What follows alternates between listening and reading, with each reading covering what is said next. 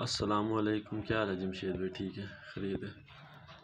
ये ग्रुप मेम्बरान के लिए स्पेशली ये माशाल्लाह जो मैंने आपको आखिरी मरतबा माल दिया था उसमें से मैंने 2 फीमेल और 4 फीमेल और 2 मेल रखे थे।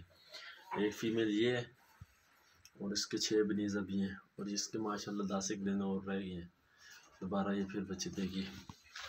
एक मेल ये है और एक में 2 फीमेल ये हैं और एक फीमेल ये है।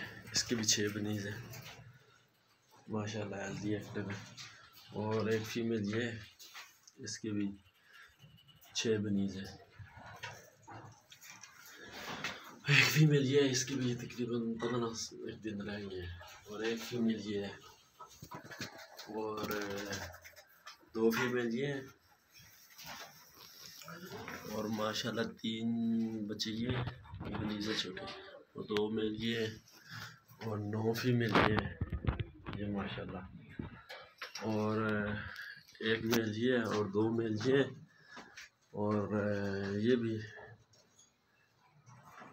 ये 3 मेल हैं और ये 4 फीमेल हैं।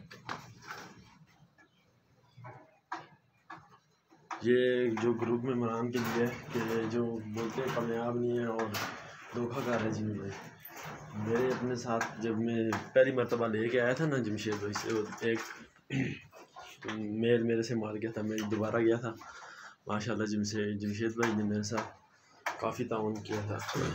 अभी देखें उसके बाद माशाल्लाह ये मेरे पास कितना माल जमा हो गया।